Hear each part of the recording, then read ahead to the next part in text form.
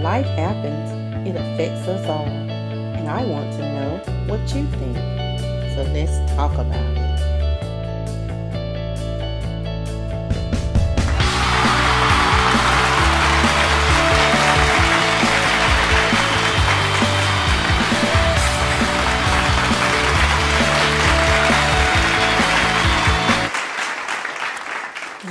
Thank you. And I want to thank you for joining me today. And a big welcome to you. I want to invite you to subscribe to this channel by clicking the red button, the subscribe button that you see on the screen. If you would like to comment, please do so. Remember, you must first subscribe, then comment. I want to know what you think about this topic. Today's topic is why the youth of today are so disrespectful and what can be done to rear baby gods. I am sure that you, as well as I, have noticed the behavior of our youth today. I mean their demeanor and what seems to be a lack of respect for their elders, for themselves, each other's, heck, for their own parents. It seems to be the norm nowadays to behave somewhat like a degenerate, to do and say anything with no regard to anyone. It's almost like savagery, being a savage. But I have to admit, and let me just declare, there are always exceptions to this.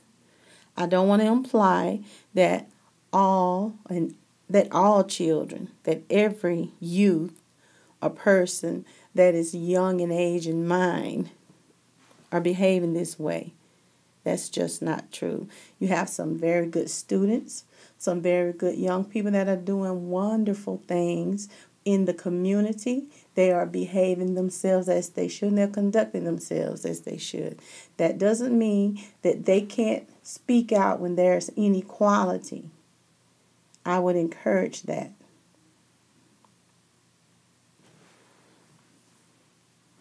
But it's almost rare today to see youth that have maintained respect for themselves and their parents. In day-to-day activity, it's so obvious to me. I see how disrespectful our youth are, and it's something that's out of the norm for me because I wasn't raised to be disrespectful to my elders. And I understand that people change and that the culture change, but there are just some things that we should maintain. We don't have to be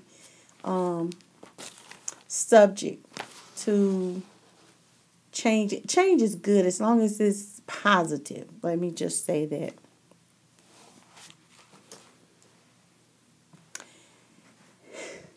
Being respectful does by no means imply that something is wrong, that you are belittling yourself. Somehow society has gotten this screwed up. I have noticed and came to the conclusion that society today suffers from a lack of morality. There's a lack of decency and compassion for others, and it seems to be promoted. It's promoted in TV, in media. I hear it in records. It's just something that's now it seems to be the thing to do. When watching sitcoms on TV, when I'm looking at the internet and other media, it's evident that the propaganda contributes to individuals' behavior. It shapes the thinking of our young people, and it shapes the thinking of the society. As a result, we tend to imitate what is popular and what is seen as acceptable. Excuse me. How many times have you heard or you said I heard someone say, everybody's doing it. Oh, everybody says that. It means that subconsciously we can be indoctrinated into becoming mindless pawns. I mean, other people can control us and make us puppets. Have you ever questioned why it is necessary for sitcoms to all deal with a particular subject or a particular issue? It's not coincidental. I hear stuff in the news and the headlines, what's trending, and it all seems to have, there seems to be an agenda. And why is it that if one or a few people openly disagree with what's popular, that they are given harsh titles and scorn or ridicule, and even looked upon as being problematic? You get labels. This society today is responsible for that lack of respect and the lack of morality and the lack of decency. I mean, we can go as high as the highest office in the land and see a lot of what I'm talking about. And no, it didn't begin today.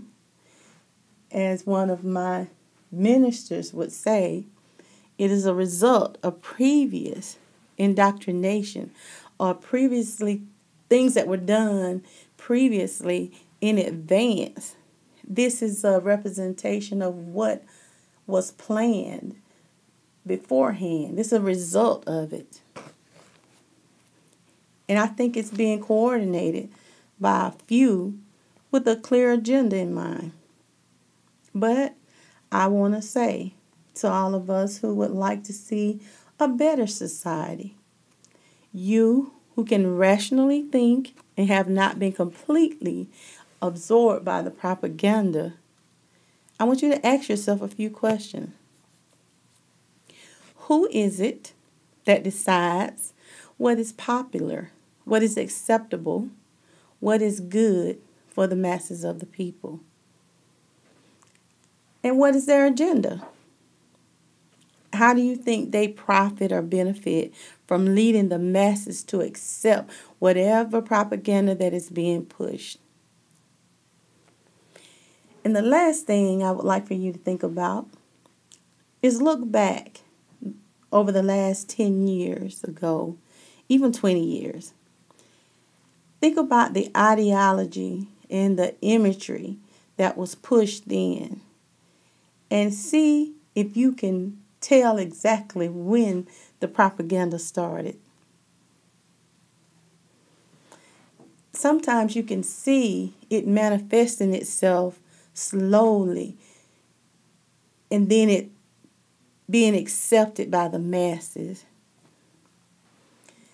I have to say, though, we have a responsibility as parents, and we have to be on the forefront. Because it's clear to me there's a lack of parental guidance. That's just one thing. But we have to teach our children to show respect for their elders and to show self-control. We have to show them how to be civilized, because in these days and times they seem to have lost the meaning, what it is to be civilized and what it is to be uncivilized. I can hear children and young adults today being disrespectful in the worst way. I mean, they say things that I wouldn't dare say as an adult.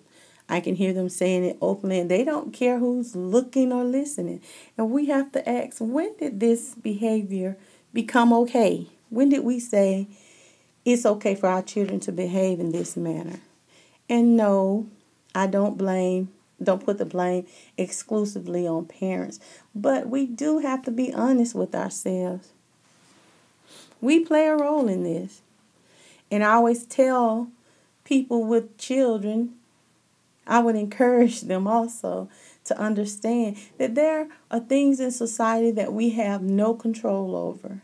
But once you go in your house and shut your door, you do have that control when you have children in their youth. It's important to start teaching your children the correct way, the respectful way, the civilized way to be while they're young. And the most important thing to do is to do it by setting an example yourself. You have to have, as a parent, you have to have the ability and the desire to want to rear righteous, self-motivated, and respectful members of society. Sometimes we got parents that are just plain lazy. And I can relate. You can't use it as an excuse, because I've been taught that excuses make us lazy. And it's true. If you don't want to work out, all you need is an excuse. If you don't want to go somewhere, all you need is an excuse. We have to learn how to get rid of those excuses, because excuses do, in fact, make us lazy.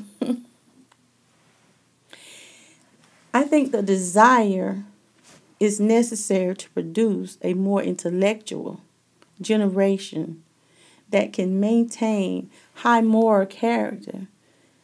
If we can get that back into the parents' mind, or people who want to be parents, if we can encourage them and assist them with understanding that we have to prepare the next generation, unless we're honestly going to accept that we're going to self-destruct.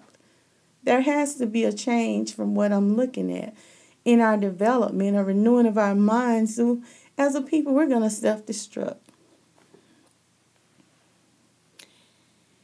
They're of the mindset today that you can do what you want with whoever you want without giving them any kind of having no responsibility. It's just they don't seem to understand cause and effect. They have to be given and taught who they are. And I don't mean somebody else's ideology. I think we should teach our children. And when I say they and them, I'm referring to our black children. The first thing and the best thing we can do is teach them who they are. Actual information, history, and culture. It has to be made clear to them, because they have to know that they're capable of doing things, and they have the ability to do things that can assist an entire society. They have to know how important they are to the society, to their own people, to themselves, to their family, that there's more to life. And I know they got to have fun. There's nothing wrong with this. I don't want to be a party pooper. But we have to instill in our children self-control and self-discipline. It's okay to play and have fun. There's nothing wrong with it.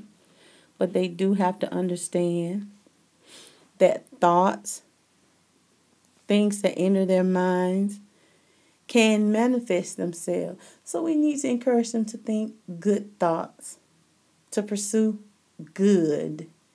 Not that they're bad, because most of us, the condition that we're in is because of choices that we made.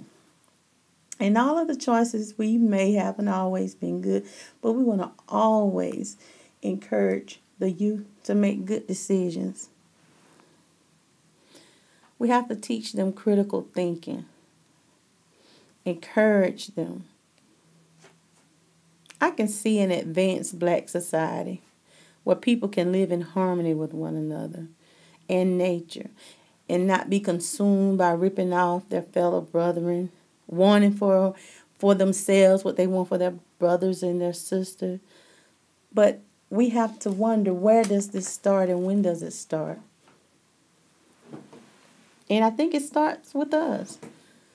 Because as black people, with what we've had to endure, I often wonder, and I try to look at other different groups of people, and I have come to the conclusion that we as black people have suffered the worst Holocaust ever. And I know other people have suffered. But with everything we've had to endure, we're still here. And there's a reason. I do believe what we do today shapes our tomorrow. And I, as well as most people are black people, I'm committed to changing the current ideology of destruction that we have. I want to be a part of assisting in the building of a new black nation here in America. And I want those who have this same ideology to join in with me. I don't care what group you're a part of. If it's your mindset that you want to assist black people into doing for self, bringing themselves up out of the condition that we are in, then I want to work with you. I want to be a part of assisting in building this utopia. We have to train our minds to think good thoughts when it comes to each other, and practice speaking to one another in a loving manner, respectfully. This doesn't mean that we can't disagree or we won't disagree. It just means I see you as I see myself, and I will treat you as I want to be treated. I don't think we need guns or knives or weapons at this point. We need a meeting of the mind. I firmly believe in respecting elders. Any society that has no respect for the past has no future. You should respect your elders. Yes, show respect and be respectful to those who have endured some of the harshest treatment that life has had to offer, and learn from. We tend to throw our elderly away in this society. This is what this society, it's not in every society, this particular society here in America. Most people, when people they're always talking about people being old. She's too old, he's too old. These are human beings that have lived and are able to teach something to you if you just open your mind and be acceptable of what they have to offer, because they have the experience and the knowledge, and you should take the opportunity to learn something. But black parents, we must, and this is only to those of you who seek a better world in life than the one we currently live in. We must properly educate and lead by example, and continue to strive to create an advanced civilized society free from self-hate, manipulative, wicked fortune seekers, and morally bankrupt individuals or groups, free from mindless killing, sexual perversion, white supremacy, and indecency. We must strive to keep these things out of our children's life. It's difficult, but it's something that we can do if that is our focus. I want to give 5 tips that can be used in rearing respectful, conscious children. These are just 5 of many rules. And I think if we just followed these 5 rules, that would be so helpful. The first rule: we should limit TV viewing and choose television content. We choose it, not them. This should start at birth, whenever possible. If they're already here, it's never too late. Instead, read out loud to your child. Introduce them to music. Teach them how to play an instrument. Stay away from watching shows in front of them that show bad behavior. That's you, parents.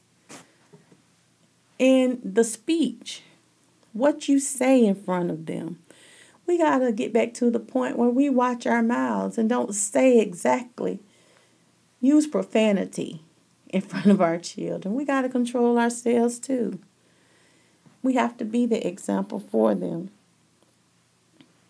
And when they're watching shows, I always say, let them see themselves reflected in the shows that you choose for them to watch. That's very important. Find shows that are positive and that show them in a good, positive light.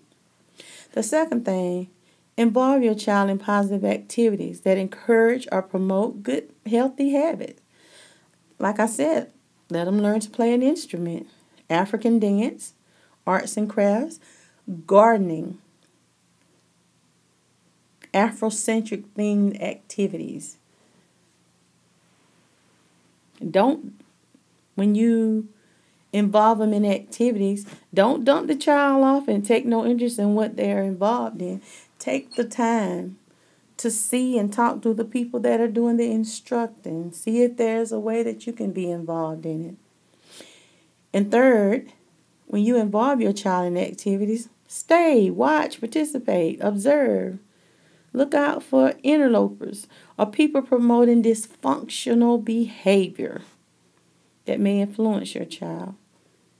Don't leave your child with strangers. And don't ever dismiss your child's complaints about any individual when they're involved in activities outside of your home or in your home when you're not there. Stay alert. The fourth thing is, you have to consistently teach your child their history. And I do mean the history before we were slaves. Teach them the importance of knowing their history. Nowadays, you ask simple questions to teenagers or people in their 20s. Ask them who Marcus Garvey was. Ask them, how did the Nation of Islam come about? What is the Nation of Islam? I mean, there are a lot of things that are simple to us that they don't even understand. Even with Martin Luther King, that's the person that the public school system always give them, but they don't know the details about his life. And it's important for us to sit them down and teach them our history as much as you can. And always let them know how beautiful they are. Compliment your child, not to the point that you're arrogant, but let them know how beautiful that black skin is and that hair, that original hair, and tell them that they have a godly nature. Whenever possible, explain how the black nation of people have been made other than themselves by white supremacy and the effects of it. Because a lot of the stuff that we're doing within our communities, within this society, is a result of white supremacy. And we have to be honest. That was probably not our nature before coming here, but since being here, we have become like the people who enslaved us. And we do have to explain that to our children. It's a harsh reality, but a reality no less. I would like for you all to take this one thing, which I've said before. Reserve adult conversation for when they are not in your presence. Be respectful to others and to each other in front of them. Teach them to be polite by being polite yourself. Please and thank you. Those are natural and they should come natural to all of us. We should make a habit of saying those things ourselves and it will be natural to them. The very last thing I'd like to say, which I've pretty much said the entire, through this entire conversation, is lead by example. Always assume that your offspring are watching, listening, and learning from everything you say or do. It's very important. Let's just start by using conversations that excludes vulgar language or words. That doesn't mean you won't get upset, but take your conversation to an area where they can't hear you. That's what's important. Training our minds and our tongues to speak clearly our ideas and opinions, be they in agreement or not, without using profanity. I believe that we can build a black utopia, but it begins with each one of us taking a single step toward engaging in positive personal change and dialogue with one another. We must teach and prepare our next generation. We have to teach them self-discipline, self-respect, and respect for others. If not, I think we will self-destruct. I want to know what you think. Click the subscribe button and leave me a comment. Press the like button and share button if you desire. And you can follow me on Facebook, Instagram, and Twitter. Thank you for listening. And I will see you next time on Discussions with Dina.